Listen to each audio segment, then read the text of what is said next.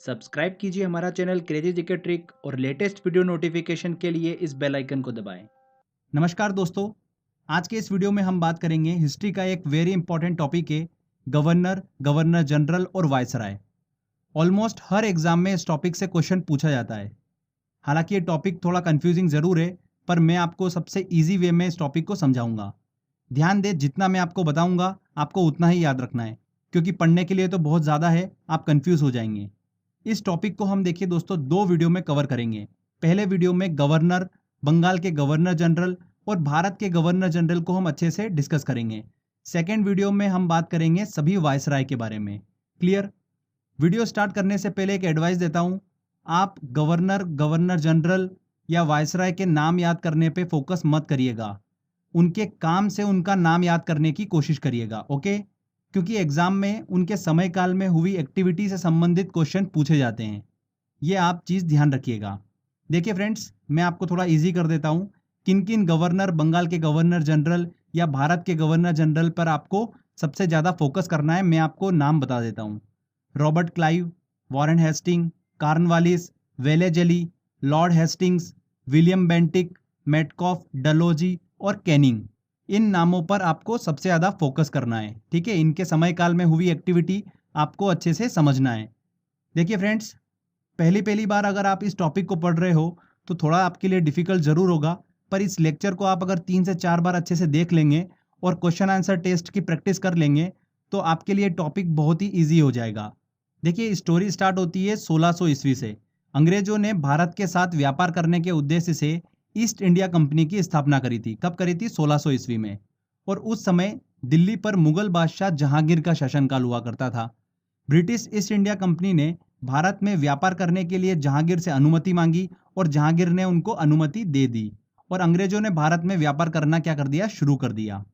आगे चलकर 1757 में ब्रिटिश लोगों ने बंगाल पर आक्रमण किया, जो कि आप सभी को पता ही है, प्लासी के युद्ध के नाम से जाना जाता है वो युद्ध।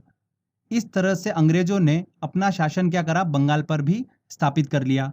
ये युद्ध ब्रिटिश सरकार ने रॉबर्ट क्लाइव के नेतृत्व में लड़ा था, इसलिए ब्रिटिश ईस्ट इंडिया कंपनी के भारत में संचालन करने हेतु बंगाल का पहला गवर्नर किसको बना दिया? रॉबर्ट क्लाइव को बना दिया। तो भारत में नियुक्त होने वाला बंगाल का पहला गवर्नर कौन बना दोस्तों? रॉबर्ट क्लाइव बना। वर्ड को ध्यान से समझिएगा, मैंने बोला है बंगाल का पहला गवर्नर। ओके? कौन था? रॉबर्ट क्लाइव था। तो चलिए, डिटेल में स्टडी करने से पहले एक मैं आपको ओवरव्यू दे देता हूं कि किस तरीके से हम लेक्चर को आगे समझेंगे। 1757 से लेकर 1772 तक ब्रिटिश सरकार का जो सर्वोच्च पद हुआ करता था वो बंगाल के गवर्नर के नाम से जाना जाता था। आगे चलकर 1773 में रेगुलेटिंग एक्ट आया। उसके बाद से ब्रिटिश सरकार का सर्वोच्च पद बंगाल के गवर्नर जनरल के नाम से जाने लगा था 1773 के बाद से। इसके बाद 1833 में चार्टर्ड एक्ट आया। ब्रिटिश सरकार का सर्वोच्च पद जो था बंगाल के गवर्नर जनरल की बजाय भारत के गवर्नर जनरल के नाम से जाने लगा। तो फ्रेंड्स ध्यान रखिएगा। फिर आगे चलकर 1858 से इसे बदलकर वायसराय कर दिया गया और जब भारत 1947 में आज़ाद हुआ उसके बाद से वायसराय की पदवी को हटा दिया गया और उसके स्थान पर फिर से गवर्नर जनरल के पद को अपनाया गया था, जब तक कि भारत का संविधान लागू हुआ। तो फ्रेंड्स, ये मैंने आपको एक ओवरव्यू दिया है, इसलिए बताया मैंने आपको कि हम आगे किस तरीके से स्टडी करेंगे, आपके लिए बहुत ईजी हो जाएगा। तो चलिए एक एक करके हम सभी जितने भी इंपॉर्टेंट पॉइंट्स हैं उन सभी को डिस्कस करेंगे समय काल के अकॉर्डिंग। तो सबसे पहले मैंने आपको बताया था बंगाल का पहला गवर्नर कौन बना था? रॉबर्ट क्लाइव बना था। तो उसी के समय काल से हम स्टार्ट करते हैं। रॉबर्ट क्लाइव ने अपने शासनकाल के दौरान द्वैत शासन मतलब डायआर्की व्यवस्था को लागू किया था। द्वैत शासन क्या होता है? देखिए, जब किसी भी स्थान पर शासन व्यवस्था जो होती है वो दो शासक के हाथों में हो तो उसे क्या बोलते हैं? डायआर्की व्यवस्था या फिर द्वैत शासन कहा जाता है। भारत इसका सबसे अच्छा एग्जाम्पल है। देखिए, भारत में शासन व्यवस्था दो हाथों में है, केंद्र सरकार और राज्य सरकार। भारत के हित के विषय केंद्र सरकार के पास में, जैसे ट्रांसपोर्ट, करेंसी, ये सारे विषय जो होते हैं वो केंद्र सरकार के अंतर्गत आते हैं। स्वास्थ्य, पुलिस, शिक्षा, ये सभी विषय जो है ये राज्य सरकार के अधीन आते हैं। तो भारत में डायआर्की सिस्टम है। तो रॉबर्ट क्लाइव ने भी इसी सिस्टम को लागू किया था। तो रॉबर्ट क्लाइव के समय काल में प्रशासन जो था वो बंगाल का नवाब चलाता था और भू राजस्व, सैनिक संरक्षण, ये सभी जो थे ये ईस्ट इंडिया कंपनी के हाथों में थे। आगे चलकर देखिए रॉबर्ट क्लाइव के बाद में वेरेल्स्ट अगले गवर्नर बने, उसके बाद कर्टियर और उसके बाद 1772 में वॉरेन हेस्टिंग बंगाल के गवर्नर बने। तो हमको वॉरेन हेस्टिंग का समयकाल अच्छे से समझना है। देखिए बहुत ही इंपॉर्टेंट है, क्वेश्चन बनता है यहाँ से, ध्यान रखिएगा। इसके समयकाल में 1773 में रेगुलेटिंग एक्ट आया। इसी एक्ट के तहत बंगाल के गवर्नर का नाम बदलकर क्या रख दिया गया, बंगाल के गवर्नर जनरल रख दिया गया। क्लियर? तो ध्यान रखिएगा वॉरेन हेस्टिंग जो था वो आखिरी बंगाल का गवर्नर और पहला बंगाल का गवर्नर जनरल बना था। कौन? Warren Hasting. रेगुलेटिंग एक्ट क्या था, देखिए मैं आपको सिंपल लैंग्वेज में बता देता हूं।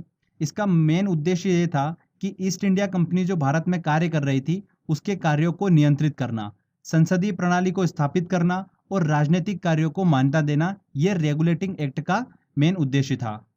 साथ ही इसी एक्ट के तहत 1774 में कलकत्ता में सबसे पहले सुप्रीम कोर्ट की स्थापना की गई थी। कहां पर की गई थी? कलकत्ता में की गई थी। ध्यान रखिएगा friends, very very important point है। और इसकी पहली न्यायाधीश कौन थी? एलिजा इम्पे थी। इसी के समयकाल में सर विलियम जोन्स ने एशियाटिक सोसाइटी ऑफ बंगाल की स्थापना की। साथ ही भारत का पहला समाचार पत्र द बंगाल गजट का प्रकाशन भी इसी के समयकाल में हुआ था। वॉरेन हेस्टिंग के समयकाल में ही हुआ। इन्हीं के शासनकाल में पिट्स इंडिया एक्ट पारित हुआ था। पिट्स इंडिया एक्ट क्या था?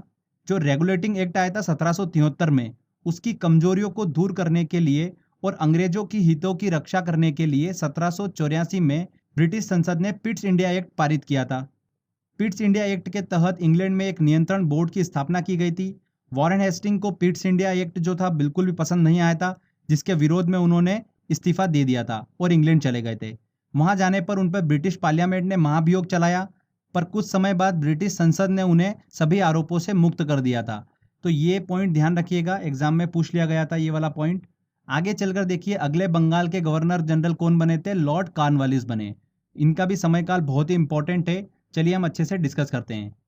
लॉर्ड कॉर्नवालिस की बात करते हैं तो भारत में सिविल सेवा और पुलिस का जनक किसे कहा जाता है? लॉर्ड कॉर्नवालिस को ही कहा जाता है।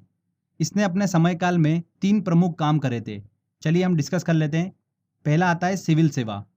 लॉर्ड कॉर्नवालिस ने ही सिविल सेवा की नींव रखी थी, इसीलिए लॉर्ड कॉर्नवालिस को भारत में सिविल सेवा का जनक कहा जाता है। सिविल सेवा के अधीन उच्च पदों की नियुक्ति कौन करता था? कंपनी के कानून के द्वारा की जाती थी। एक इंपॉर्टेंट चीज ध्यान रखिएगा, सिविल सेवा के अधीन उच्च पदों की नियुक्ति हेतु प्रतियोगिता परीक्षा की शुरुआत जो हुई थी वो आगे चलकर मैं आपको बताऊंगा लॉर्ड डलहौजी के समयकाल में हुई थी। ये एग्जाम में क्वेश्चन पूछ लेते हैं, तो दोनों में कंफ्यूज मत होइएगा। सिविल सेवा का जनक किसे कहा जाता है? लॉर्ड कॉर्नवालिस को कहा जाता है। और सिविल सेवा के अधीन जितने भी उच्च पद थे उनकी नियुक्ति हेतु प्रतियोगिता परीक्षा की शुरुआत जो करी थी वो किसके समयकाल में हुई थी? लॉर्ड डलहौजी के समयकाल में हुई थी। तो ध्यान रखिएगा ये दोनों चीज बहुत ही इंपॉर्टेंट है। तो फ्रेंड्स सिविल सेवा का जनक किसे कहा जाता है? लॉर्ड कॉर्नवालिस को कहा जाता है। ओके, सेकंड देखिए चीज इनके समयकाल में क्या हुआ था, प्रमुख काम, पुलिस व्यवस्था की शुरुआत हुई थी। लॉर्ड कॉर्नवालिस ने प्रत्येक जिले में पुलिस थाने की स्थापना की और कुछ पुलिस कर्मियों को भी नियुक्त किया था। और तीसरा प्रमुख काम इसने क्या करा था? स्थायी बंदोबस्त को लागू किया था। इसने 1793 में बंगाल, बिहार, उड़ीसा में भूमि कर योजना को लागू किया था, जिसके तहत क्या होता था? जमींदारों को भू राजस्व का 90% भाग कंपनी को देना होता था और 10% भाग जो था भू राजस्व का वो अपने पास रखना होता था। इस योजना को किसने बनाया था? स्थायी बंदोबस्त योजना को सर जॉन शोर ने बनाया था। एक इंपॉर्टेंट पॉइंट और ध्यान रखिएगा, लॉर्ड कॉर्नवालिस ने अपने समयकाल में टीपू सुल्तान के साथ में श्रीरंगपट्टनम की संधि भी की थी। श्रीरंगपट्टनम जो जगह है ये मैसूर से 9 किलोमीटर दूर कावेरी नदी के टापू पर स्थित है। कॉर्नवालिस ने इस किले की क्या करी थी? घेराबंदी करवाई थी। उस समय पर इस किले पर राज कौन करता था? हैदर अली और उसका पुत्र टीपू सुल्तान इस पर राज किया करते थे, शासन किया करते थे। 1792 ईस्वी में इस घेराबंदी का अंत जो हुआ था वो अंग्रेजों के साथ एक संधि कर हुआ था। तो संधि जो हुई थी वो टीपू सुल्तान और कॉर्नवालिस के बीच में हुई थी और यही संधि क्या कहलाई थी? श्रीरंगपट्टनम की संधि कहलाई थी। तो ध्यान रखिएगा श्रीरंगपट्टनम की संधि जो थी वो लॉर्ड कॉर्नवालिस के समयकाल में हुई थी। इसी के साथ में तीसरा जो एंग्लो मैसूर युद्ध था वो समाप्त हुआ था। अब ये एंग्लो मैसूर युद्ध क्या है ये मैं आपको आगे समझाने वाला हूँ। लॉर्ड कॉर्नवालिस के बाद में देखिए अगला गवर्नर जनरल कौन बना था? सर जॉन शोर बने थे। 1793 से लेकर 98 तक इनका समयकाल चला। इनके समयकाल में सिर्फ एक ही चीज आपको ध्यान रखनी है, खारदा का युद्ध हुआ था। ठीक है। और ये खारदा का युद्ध जो हुआ था ये मराठों और निजाम के बीच में हुआ था। इसको याद रखने का एक तरीका मैं आपको बता देता हूँ। देखिए खारदा में देखिए वर्ड जो आ रहा है स्टार्टिंग का खर खर, ठीक है। और खर खर की आवाज जो होती है उससे क्या होता है, शोर होता है हमेशा, तो उससे आप इसको इजीली याद रख सकते हैं, ठीक है। तो खारदा का युद्ध जब भी आएगा तो खरकर साउंड आपको वहां पर दिमाग में आएगा, और खरकर से क्या होता है, शोर होता है। तो सर जॉन शोर के समय काल में खारदा का युद्ध हुआ था मराठों और निजाम के बीच में। इसके बाद में बंगाल के अगले गवर्नर जनरल कौन बने थे, लॉर्ड वेलेजली बने। इनका समयकाल भी बहुत ही इंपॉर्टेंट है, यहाँ से भी एग्जाम में क्वेश्चन बन जाता है। देखिए लॉर्ड वेलेजली के समयकाल की बात करते हैं तो इसे बंगाल के शेर के नाम से जाना जाता था।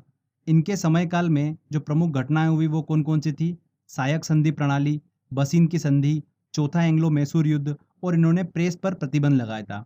तो ये 4 प्रमुख घटनाएं थी। एक एक करके चलिए सबको हम अच्छे से समझते हैं। लॉर्ड वेलेजली ने भारत में फ्रांसीसियों के भय को समाप्त करने हेतु सायक संधि प्रणाली की शुरुआत करी थी। अगर बात करते हैं कि भारत में सबसे पहले सायक संधि प्रणाली की शुरुआत किसने करी थी, तो वो किसने करी थी, फ्रांसीसी गवर्नर डुप्ले ने करी थी। इस प्रणाली का उद्देश्य क्या था, ब्रिटिश राज्य का विस्तार करना। इस प्रणाली के तहत दूसरे राज्यों से संधि कर कर उन्हें ब्रिटिश राज्य में मिला लिया जाता था। ध्यान रखिएगा सबसे पहले हैदराबाद के शासक ने इस संधि को स्वीकार किया था। किस शासक ने, हैदराबाद के शासक ने। आगे देखिए सेकेंड इंपॉर्टेंट एक्टिविटी क्या हुई थी, बसीन की संधि हुई थी। बसीन की संधि अंग्रेजों और मराठा पेशवा बाजीराव के बीच में हुई थी। तो बसीन की संधि का संबंध भी किससे है, लॉर्ड वेलेजली के समयकाल से है। आगे देखिए चौथा एंग्लो मैसूर युद्ध जो हुआ था 1799 में, वो भी इसी के समयकाल में हुआ था, लॉर्ड वेलेजली के समयकाल में ही हुआ था। अंग्रेजों और हैदर अली तथा उसके पुत्र टीपू सुल्तान के बीच में समय समय पर युद्ध लड़े गए थे, जिन्हें एंग्लो मैसूर युद्ध के नाम से जाना जाता है। 32 वर्षों के बीच में 1767 से 1799 के बीच में 4 युद्ध लड़े गए थे। हमको देखिए जिसको ध्यान रखना है वो है चौथा एंग्लो मैसूर युद्ध, जो कि हुआ था लॉर्ड वेलेजली के समयकाल में, और इसी युद्ध में टीपू सुल्तान जो था वो मारा गया था, इसीलिए हमको इसको ध्यान रखना है। चौथी प्रमुख एक्टिविटी क्या हुई थी इसके समयकाल में, कि इसने प्रेस पर प्रतिबंध लगा दिया था। ओके फ्रेंड्स, तो फ्रेंड्स ये अच्छे से हमने लॉर्ड वेलेजली का समयकाल डिस्कस करा। इसके बाद देखिए अगला बंगाल का गवर्नर जनरल कौन बना, लॉर्ड कॉर्नवालिस बना। फिर से बना था ये 1805 में, पर जल्दी ही इनकी क्या हुई, उत्तर प्रदेश के गाजीपुर में मृत्यु हो गई थी। इसके बाद सर जॉर्ज वालो अगले बंगाल के गवर्नर जनरल बने। उनके समयकाल की देखिए एक प्रमुख घटना आप ध्यान रखिएगा, वेल्लोर का सिपाही विद्रोह जो हुआ था वो सर जॉर्ज वार्लो के समयकाल में ही हुआ था। इसके बाद में अगले बंगाल के गवर्नर जनरल कौन बने, लॉर्ड मिंटो। इनके शासनकाल की एक ही प्रमुख घटना है, अमृतसर की संधि। बस ध्यान रखिएगा आप, ज़्यादा आपको डेप्थ में जाने की जरूरत नहीं है। लॉर्ड मिंटो के बाद में देखिए आगे चलकर बंगाल के गवर्नर जनरल कौन बने, लॉर्ड हेस्टिंग बने। इनका समयकाल काफ़ी इंपॉर्टेंट है, क्योंकि इनके समयकाल के दौरान ही मद्रास के जो तत्कालीन गवर्नर थे टॉमस मुनरो, उन्होंने रैयतबाड़ी व्यवस्था को लागू किया था। तो वहां से एसएससी में 2 से 3 बार क्वेश्चन पूछा जा चुका है, हमको उसको अच्छे से समझना होगा। देखिए जब लॉर्ड हेस्टिंग बंगाल के गवर्नर जनरल थे, उसी समय पर मद्रास के तत्कालीन गवर्नर कौन थे, टॉमस मुनरो थे। टॉमस मुनरो ने 1820 में मद्रास में रैयतबाड़ी व्यवस्था को लागू किया था। इसके बाद में बंबई के गवर्नर ने भी रैयतबाड़ी व्यवस्था को लागू किया था। तो रैयतबाड़ी व्यवस्था क्या थी ये हम अच्छे से समझ लेते हैं। जैसा कि मैंने आपको पहले बताया था कि लॉर्ड कॉर्नवालिस ने स्थायी बंदोबस्त को शुरू किया था। स्थायी बंदोबस्त में क्या होता था, किसान और सरकार के भूमि कर के बीच में जमींदारों का रोल हुआ करता था। जमींदार बीच में लगान की लूटबाजी करने लगे थे, जिसके कारण सरकार का राजस्व जो था वो नहीं बढ़ पा रहा था। तब ब्रिटिश सरकार ने इसकी कमियों को दूर करने के लिए एक नई योजना बनाई थी, जिसका नाम क्या था, रैयतबाड़ी व्यवस्था। इस व्यवस्था के अंतर्गत जमींदारों का रोल खत्म कर दिया गया और किसान को ही सीधे भूमि का मालिकाना हक दे दिया। अब किसानों को लगान सीधे ब्रिटिश सरकार को देना होता था। रैयतबाड़ी व्यवस्था के अंतर्गत जो किसान कर नहीं देता था उससे जमीन छीन ली जाती थी। ध्यान रखिएगा रैयतबाड़ी व्यवस्था सबसे पहले मद्रास में लागू हुई थी। मद्रास के किस जगह पर, बारामहल में शुरू हुई थी। इसके बाद देखिए अगले गवर्नर जनरल कौन बने बंगाल के, लॉर्ड एमहर्स्ट बने। इनका समयकाल इतना इंपॉर्टेंट नहीं है, आपको ध्यान देने की जरूरत नहीं है। उसके बाद देखिए फिर अगले गवर्नर जनरल कौन बने बंगाल के, विलियम बेंटिक। ये बहुत ही इंपॉर्टेंट है। 1828 से लेकर 1835 तक इनका समयकाल चला। इनके समयकाल के दौरान ही 1833 में चार्टर्ड एक्ट आया। चार्टर्ड एक्ट के तहत बंगाल का गवर्नर जनरल जो था अब भारत का गवर्नर जनरल कहलाने लगा। तो ध्यान रखिएगा विलियम बेंटिक भारत का पहला गवर्नर जनरल बना था। अगर हम बात करते हैं कि बंगाल का आखिरी गवर्नर जनरल कौन बना, तो वो कौन था? Lord William Bentinck. और भारत का पहला गवर्नर जनरल कौन बना था? वो बना था लॉर्ड विलियम बेंटिक। ठीक है, अब देखिए इनके समयकाल में आपके लिए थोड़ा सा इजी बना देता हूं। एक ट्रिक से देखिएगा, बेंटिक का नाम जो था वो क्या स्पष्ट कर रहा है? बैन। बैन मतलब किसी चीज पर बैन लगा देना। तो जितनी भी गलत गलत चीजें थी, लॉर्ड विलियम बेंटिक ने उन पर सब पर बैन लगा दिया और अच्छी अच्छी चीजों की शुरुआत करी थी।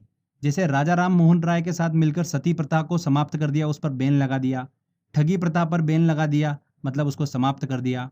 सभी गलत चीजों पर बैन लगा दिया, मतलब बंद कर दिया। इसीलिए इनके समयकाल में कोई भी युद्ध नहीं हुआ था।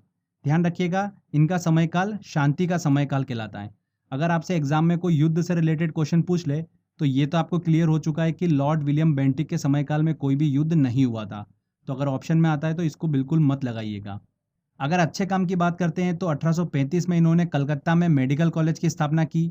अंग्रेजी लैंग्वेज को भारत में उच्च शिक्षा का माध्यम बनाया, ये एग्जाम में क्वेश्चन पूछा गया था। नहरें, सड़कें, तालाब जैसे कई सार्वजनिक सुधार इन्होंने अपने समयकाल में किए थे। तो ये लॉर्ड विलियम बेंटिक का समयकाल आप ध्यान रखिएगा। इसके बाद देखिए अगले भारत के गवर्नर जनरल कौन बने? Charles Metcalfe. चार्ल्स मेटकॉफ के समयकाल में एक ही प्रमुख घटना हमको दिमाग में रखना है कि इन्होंने अपने समयकाल में प्रेस को स्वतंत्रता दिलाई थी। ध्यान रखिएगा, प्रेस को स्वतंत्रता किसने दिलाई थी? चार्ल्स मेटकॉफ ने दिलाई थी। लॉर्ड वेलेजली के टाइम पर प्रेस पर प्रतिबंध लगा दिया गया था, जो कि चार्ल्स मेटकॉफ ने उस प्रतिबंध को हटा दिया अपने समयकाल में। चार्ल्स मेटकॉफ के बाद देखिए भारत के अगले गवर्नर जनरल कौन बने थे? ऑकलैंड, एलेनबरो, हॉर्डिंग्स, ये भारत के अगले गवर्नर जनरल बने। इनका समयकाल देखिए ज़्यादा हम डिस्कस नहीं करेंगे क्योंकि इतनी इंपॉर्टेंट एक्टिविटी हमको यहाँ पर नहीं देखने को मिलती है। बस इतना ध्यान रखिएगा, एलेनबरो के समयकाल में ही दास प्रथा का अंत हुआ था और रविवार को छुट्टी की शुरुआत भी इन्हीं के समयकाल से हुई थी। हॉर्डिंग्स के समयकाल में देखिए पहला एंग्लो सिख वॉर हुआ था। ध्यान रखिएगा, पहला एंग्लो सिख वॉर कब हुआ था? लॉर्ड हॉर्डिंग्स के समयकाल में हुआ था। इसके बाद में देखिए भारत का अगला गवर्नर जनरल कौन बना? डलहौजी बना, जिनका समयकाल चला 1848 से लेकर 1856। बहुत ही इंपॉर्टेंट है, यहाँ से एग्जाम में क्वेश्चन निकल कर आता है इनके समयकाल से। लॉर्ड डलहौजी की बात करते हैं तो इन्हें ही आधुनिक भारत के निर्माता के रूप में जाना जाता है। देखिए कौन कौन सी प्रमुख घटनाएं हुई इनके समयकाल में, चलिए डिस्कस करते हैं। रेलवे का विकास हुआ। पहली रेल डलहौजी के शासनकाल में ही 1853 में बम्बई से ठाणे के बीच में चली थी। संचार प्रणाली का विकास भी इन्हीं के समयकाल में हुआ। पहली संचार सेवा जो थी वो आगरा और कलकत्ता के बीच में शुरू हुई थी। 1854 में देखिए इनके समयकाल में ही डाकघर अधिनियम पास हुआ था, जिसके तहत पहली बार डाक टिकटों का प्रचलन शुरू हुआ था। आगे देखिए सिविल सेवा के अधीन पदों की नियुक्ति जो होती थी पहले, वो कंपनी के कानून के द्वारा होती थी, पर डलहौजी ने इस सिस्टम को चेंज कर दिया और सिविल सेवा के अधीन पदों की नियुक्ति हेतु प्रतियोगिता परीक्षा की शुरुआत करी थी इन्होंने। ध्यान रखिएगा, लॉर्ड डलहौजी ने ही प्रतियोगिता परीक्षा की शुरुआत करी थी। पहले भारतीय आईएएस की बात करते हैं तो कौन बने थे? सत्येंद्र नाथ टैगोर बने थे। 1863 में पहले भारतीय आईएएस बने थे सत्येंद्र नाथ टैगोर। लॉर्ड डलहौजी ने अपने शासनकाल में व्यपगत का सिद्धांत, जिसे बोल सकते हैं हम कि हड़प्पा नीति, उसकी शुरुआत करी थी, जिसे इंग्लिश में क्या बोला जाता है? Doctrine of lapse. Very very important है, यहाँ से एग्जाम में क्वेश्चन पूछा गया था। लॉर्ड डलहौजी ने इस नीति को ब्रिटिश साम्राज्य का विस्तार करने के उद्देश्य से लागू किया था। इस नीति में देखिए क्या होता था, वे राज्य जिनका कोई भी उत्तराधिकारी नहीं है, ठीक है, उनसे शासन जो था वो छीन कर ब्रिटिश राज्य में मिला लिया जाता था। हड़प नीति के तहत ब्रिटिश राज्य में विलय होने वाला पहला राज्य जो था वो कौन सा था? सतारा था। ध्यान रखिएगा, सतारा पहला राज्य था जो हड़प नीति मतलब व्यपगत का सिद्धांत डॉक्ट्रिन ऑफ लैप्स के तहत ब्रिटिश राज्य में मिलाया गया था।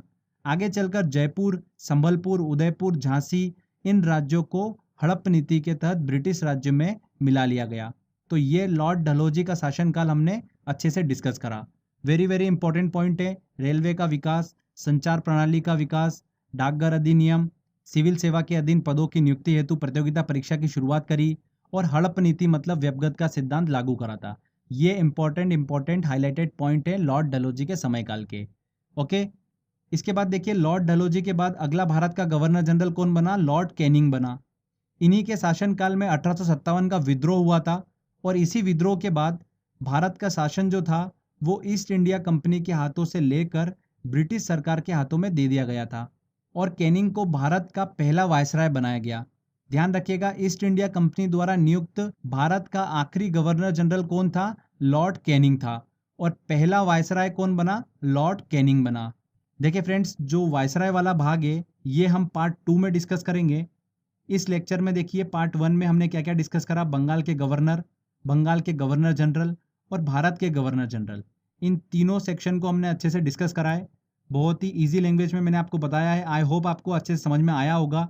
चलिए फ्रेंड्स, अब बारी है टेस्ट लगाने की। अच्छे से आपने इस थ्योरी को देखा होगा तो क्वेश्चंस आप बड़ी आसानी से लगा पाएंगे।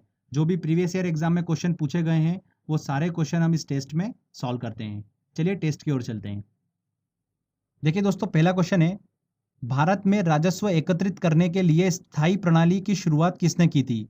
स्थायी बंदोबस्त, स्थायी प्रणाली की शुरुआत किसने करी थी? लॉर्ड कॉर्नवालिस ने करी थी। B answer.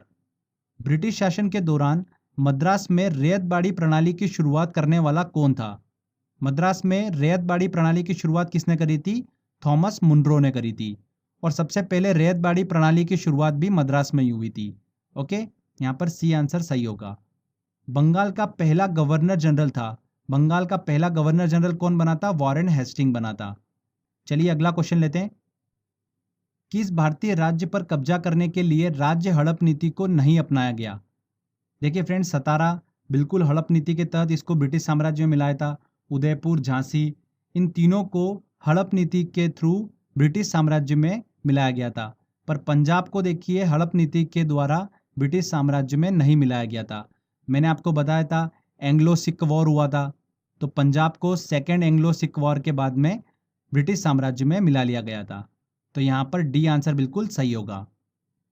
East India company का अंतिम गवर्नर जनरल और क्राउन के अधीन पहला वायसराय कौन था? कौन बना था? लॉर्ड कैनिंग बने थे।